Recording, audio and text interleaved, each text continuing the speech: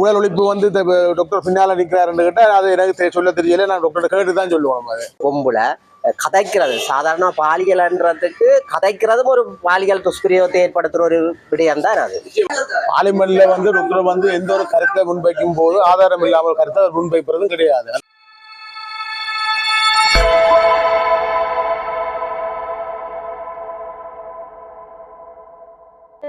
வணக்கம். கண்ணநாளை பிறகு உங்கள்ட்ட ஒரு வீடியோ எடுக்க போறோம். அப்படி சுகமா இருக்கீங்களா? சுகமா இருக்கும். உள்ளூராட்சி தேர்தல் எப்படி இருக்கு சாவச்சேரியை பொறுத்த மட்டும்? அதெல்லாம் பிக்ஸ் பண்ணியாச்சு, எல்லாம் இது பண்ணாச்சு. இப்போ வந்து கட்டுப்பணம் செலுத்திட்டு இந்த கட்டுப்பணம் செலுத்தப்படுது.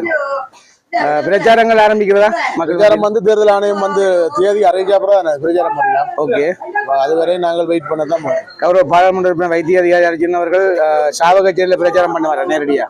எல்லா இடம் வருவார், எல்லா இடம் பிரச்சாரம் பண்ணுவார். அது சாவச்சேரி மட்டும் ஒன்று இல்லை, வடமராட்சி வலியாமம் எல்லா பகுதியிலும் ஒரு இறங்கி வேலை. இப்போ இது இருக்கிற சூழ்நிலையில வந்து பார்லிமெண்ட்ல வந்து டாக்டர் வந்து எந்த ஒரு கருத்தை முன்வைக்கும் போது ஆதாரம் இல்லாமல் கருத்தை அவர் முன்வைப்பதும் கிடையாது. அது உறுதிப்படுத்தப்பட்டு எந்த செய்தியாக இருந்தாலும் சரி, அது எஸ்கே கிருஷ்ணா என்ற விஷயம் இருந்தாலும் சரி தான், அந்த பொம்பளை டியூட்டி பாடுற விஷயமா இருந்தாலும் சரி தான், அவர் வந்து எல்லாமே அதை உறுதிப்படுத்தித்தான் அவர் பார்லிமெண்ட்ல வந்து அவுட் ஆகுறாரு. மற்றபடியில ஊழல் ஒழிப்பு வந்து டாக்டர் பின்னால நிற்கிறாருன்னு கேட்டால் அது எனக்கு சொல்ல தெரியல. நான் டாக்டர் கேட்டு தான் சொல்லுவோம். அது இல்ல, ஊழல் ஒழிப்பு கட்டாயமா எங்கன்னா ஊழல் நடந்தா அதை ஒழிக்க தான் வேணும். அதுல எந்த மாற்று கருத்தும் இல்லை. பாலியல் ரீதியான விஷயங்களை வாயால கதைச்சு அப்படி செய்தாலும் அது ஒரு பாலியல் சமூகத்துல சீர்கேடும். இப்ப வந்து சாதாரணமா ஒரு போன்ல எல்லா விஷயத்தையும் எல்லாருமே பார்ப்பாங்க. கதைக்கிறதே சமூகத்துல பெரிய ஒரு பிரச்சனையை ஏற்படுத்தும். பாலியல் சம்பந்தமா ஒரு பொம்புல கதைக்கிறது சாதாரண பாலியல்ன்றதுக்கு கதைக்கிறதும் ஒரு பாலியல் துஷ்பிரயோகத்தை ஏற்படுத்துற ஒரு விடயம் தான் அது. அப்ப அந்த விஷயம் நீங்களே அவன் ஒரு லைஃப் எடுத்து பார்க்க உங்களுக்கே விளங்கும். அந்த கதையால் அந்த கதையிலே எங்க சமூகத்துல பெரிய மாற்றத்தை ஏற்படுத்தும். நாங்க 90ஆம் ஆண்டுல இருந்து 2008ஆம் ஆண்டு காலப்பகுதியில எப்படி எங்கட நாடு இருந்தது, இப்போ எப்படி இருக்குன்றதை நீங்க பின்னுக்கு பாத்தீங்கன்னா உங்களுக்கு விளங்கும். அதுக்கான கேள்வி முன்வைக்கிறேன். நிச்சயமா தவறு செஞ்சவர்கள் அதுக்கு தண்டனை பெறணும். நிச்சயமா பெறும். தாக்குதல் வந்து நடைபெறுவது அது கருத்து ஊடகங்கள் மீது தாக்குதல் நடத்தப்படுறாங்க. ஊடகங்கள் மீது எந்த இதால தாக்குதல் நடத்தப்படுது நான் கேள்விப்பட இல்லை. அடுத்தடுத்து ஊடகத்துறையில் இருக்கிறார்கள் மீதுதான் வழக்கு பதிவு செய்யப்படுது. அதுதான் அதன் அடிப்படையில் அந்த கேள்வி இருக்கு. ஊடகத்துறையில இருக்கிற ஆக்கள் வந்து உண்மையில ஊழல் மோசடிகள் செய்திருந்தா ஊடகம் இல்ல, ஒரு நாட்டுல வந்து மோசடியாளர்கள் எப்படி என்னன்னா அவர்கள் தண்டிக்கப்படத்தான் வேணும். அவர்கள் ஊடகத்துறையா இருந்தாங்க, கல்வித்துறையா இருந்தாங்க, எந்த துறையா இருந்தாங்கன்னா குற்றம் செய்கிறவருக்கு தண்டனை கட்டாயம் அது கிடைக்கத்தான் வேணும். அதுல மாற்றுக்கிறது இல்லை தானே, உங்களுக்கு விளங்கும் தானே. என்ன குற்றம் செய்தவன் ஆரா இருந்தானே தண்டிக்கப்படணும். அப்ப அது ஊடகத்துறையா இருந்தாலும் குற்றம் இழைக்கப்பட்டிருந்தா அவருக்கு நிச்சயம் தண்டனை கிடைக்கத்தான் வேணும். அதுல நாங்க இந்த மாற்றம் கிட்டத்தட்ட 3 யூடியூபர்ஸுக்கு மேல கைது நடவடிக்கை நடைபெற்றிருக்கு. இது ஊடக தாக்குதலா இருக்கும்னு நீங்க நம்புறீங்களா? இல்ல 3 யூடியூபாளர்களும் வந்து இப்ப அதுல வந்து அதானே இப்ப கிருஷ்ணாண்ட வேறத்தோட தொடங்கின யூடியூபாளர் பிரச்சனை. இப்ப கிருஷ்ணாண்ட பிரச்சனை விளங்குறதுனால நானும் வந்து சில 3-4 வீடியோ பார்த்துருக்கேன். அந்த வீடியோக்கள்ல வந்து இரவு நேரங்கள்ல இவர் என்ன அணிஞ்ச செதிர்ந்த கதைக்கு நான் பெரியல. யார்கிட்ட காசை பண்ணி அவர் கொடுத்தாரோ கொண்டாரோ எங்களுக்கு தேவையில்லை. அந்த பெண்களை வந்து வீடியோ எடுத்து அந்த கேட்ட கேள்விகள் இருக்குதானே, அந்த கேள்விகள் பிள்ளையா இருக்குது. அது அதுக்காக இனிவரும் காலத்துல நான் முதலே சொன்ன ஊடகங்களுக்கு மிக பங்கு இருக்கு. அந்த பங்கை மக்கள் மத்தியில கொண்டு போய் செலுத்தக்கூடிய பொறுப்பு அனைத்து ஊடகங்களுக்கு இருக்கு, நிச்சயமா இருக்கு. அது சரியான கவனமாகவும் நிதானமாகவும் செய்யவும். இது வந்து ஒரு என்ன சொல்ற உதவி திட்டங்கள் செய்யற யூடியூபர் மீது தான் இந்த குற்றங்கள் சாட்டப்படுது. நிச்சயமா அவர்கள் காசு பெறுகிறார்களா வெளிநாட்டு மக்களுடைய? ஒவ்வொரு கதையில் வந்து ஒன்று இருக்குது. இப்ப இனி வந்து நாங்கள் கிருஷ்ணாண்ட பிரச்சனை இல்லாம அது நீதிமன்றத்துக்குள்ள போயிருக்கிற பிரச்சனை படியா அது பேசலாம். இனி நாங்கள் நீதிமன்றத்துல வார தகவலை தான் நாங்கள் கேட்டு அறியலாம் ஒழிக்க அதை நாங்கள் விமர்சனம் வைக்கல, அது கதைக்கவும் மேலாது. உதவி திட்டம் என்ன பொறுத்தவரையில வந்து உதவி திட்டம் எப்படி செய்யணும்டா, வெளிநாட்டுல இருந்து ஒரு குடும்பத்துக்கு ஒரு 2 லட்சம் ரூபாய் காசு இல்ல 1 லட்சம் ரூபாய் காசை கொடுத்தால் அது இந்த மாசத்தோட காசு போயிடும். அவை வாழ்வாதாரத்தை உயர்த்தலாம்.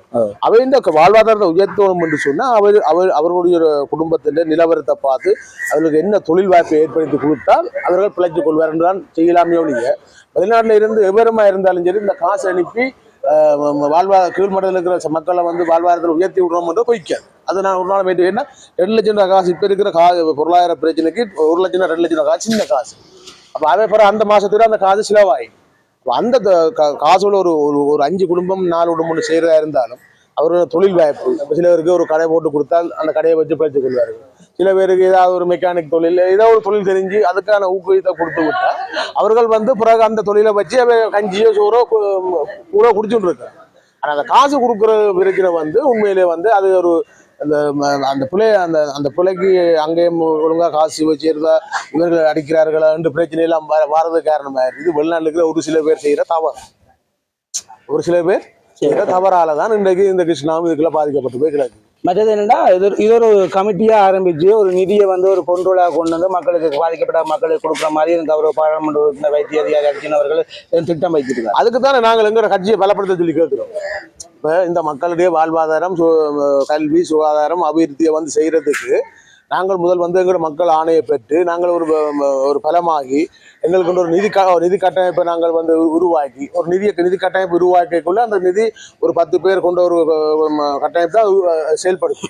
அப்ப அந்த 10 பேர் ஒரு ஆள் செயல் பைக்காட்டில் கூடி அந்த காசை எடுக்க அப்ப அந்த காசு எடுத்தா அந்த காசு என்னத்துக்காக செலவழிக்கிறோம்ன்ற எல்லா கணக்கு வழக்கம் காட்டக்கூடிய மாதிரி இருந்தால் தான் அது ஒரு மோசடி இல்லாமல் ஒரு மக்களுக்கு நேர்மையாகவும் நிதானமாகவும் கொண்டு செலுத்தக்கூடிய மாதிரி கட்டம் வரும். அப்போ அதுக்கு தான் நாங்கள் முதலாவது இந்த அநீதிக்கு எதிரான கட்சி என்கிற ஊசி சின்னத்தை பலப்படுத்தினால் மக்களுக்கு இந்த இதெல்லாம் ஒரு நிவாரணமாக கிடைக்கும்.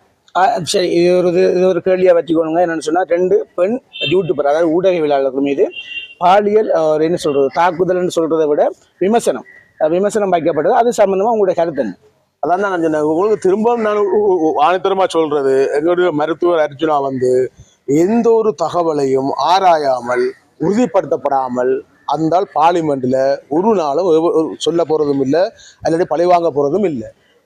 புலையென்று வாதாடும் சரி என்று வாதாட ஒரு மனுஷன். அப்ப அந்த மனுஷன் என்ன பிரச்சனைன்னா இப்படிப்பட்ட ஊழல்கள் மோசடிகள் விபச்சாரங்கள் இருக்கக்கூடாது. அதுல அந்த குறியா நிக்குது. அது ஆரம்பத்துல இருந்தே நான் சொன்ன விஷயம். அதாவது ஆரையும் அனாவசியமாக பழி வாங்குறது எண்ணத்தோடையோ எல்லாரையும் அந்த மாதிரி எண்ணத்தோட அந்த செயல்படையாது. தகவலை உறுதிப்படுத்தப்பட்டு தான் அந்த நானும் அந்த செய்தியை இந்த உறுதிப்படுத்தி ஆவணம் முழுத்தும் பார்த்தபடியெல்லாம் உங்களுக்கு சொல்றேன். நிச்சயமா இதானே இந்த இனிமேல் இப்படிப்பட்ட தவறுகளை மக்களா இருந்தாலும் சரி ஊடகங்களா இருந்தாலும் சரி நாங்கள் யாரா இருந்தாலும் விடக்கூடாது. எங்களோட மக்களுக்கு என்ன தேவையோ அதை நாங்கள் தேவையை பூர்த்தி செய்யக்கூடிய ஆளா இருந்தால் செயல்படுவோம். எங்களால் ஏழாட்டி ஒதுங்கிடுவோம். நிச்சயமா. மற்றது என்னன்னா உங்களுக்கு எல்லாருக்கும் தெரியும் இன்றைக்கு நீங்க கட்டுப்பணம் செலுத்துறீங்க. இன்றைக்கு எத்தனாம் தேதி? இன்றைக்கு 17ஆம் தேதி 3ஆம் மாதம் 2025ஆம் ஆண்டு இன்றைக்கு கட்டுப்பணம் செலுத்தப்படுது ஊசி கட்சி சார்பாக.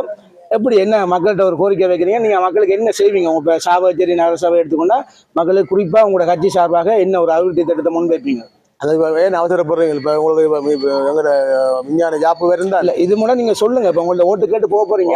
இப்போ நாங்கள் தேர்தல் ஆணையம் எங்களுக்கு தேதி அறிவிச்சா நாங்கள் பிறகு பிரச்சாரம் தொடங்கினா பிறகு மக்களுக்கு என்ன செய்யணுமோ அனைத்து இதுவும் எங்கள்கிட்ட கச்சிதமா இருக்குது. அந்த ஒளிவு மறைவு இல்லாமல் நாங்கள் நேர்மையா செய்யறதுக்கு தயாரா இருக்கிறோம். மக்கள் புதிய முதல்ல மக்கள் புதிய மாற்றத்துக்கு தயாராகணும். அதே நேரத்தில் ஓட்டு போடா ஒதுங்கி இருக்கிற மக்களும் தயாராகும். ஓட்டு போடா மக்கள் நிறைய பேர் இருக்கிறார்கள். அந்த மக்களும் விழித்து கொள்ள வேண்டிய நேரம் வந்து விட்டது. அதாவது பழையதை ஒதுக்கி புதியதை நாங்கள் தேர்ந்தெடுத்து எங்களுடைய மக்களுடைய அன்றாட வாழ்வாதாரம் சுகாதாரம் கல்வி அபிவிருத்தியை நாங்கள் கொண்டு போய் நிறைவடைய செய்யணும். அப்படின்னா சிதற அரசியல் பலத்தை ஒருங்கிணைக்கணும். எங்களுடைய அரசியல் பலம் சிறந்து போய் கிடக்கு. அதை ஒருங்கிணைக்கணும். இப்போ மக்களாகிய நாங்கள் ஓட்டு போடாத மக்களும் இந்த முறை கண்டிப்பா ஓட்டு போட்டு தீரணும் என்ற பரப்புரையை நாங்கள் செய்வோம். ஓகே, இறுதியா வேட்பாளர் எல்லாம் இறுதி செய்யப்பட்டதா ஊசி கட்சி? அது அந்தந்த பகுதிகளுக்குரிய நடவடிக்கை விட்டார்கள். அதுக்கான பணியாக செய்து நன்றி. சரி, நன்றி. இந்த நேரத்தில் நாங்கள் கேட்ட கேள்விகளுக்கு என்ன சொல்றது சிரமம் இல்லாமல் பதிலளிச்சதுக்கு நன்றியா? நன்றி.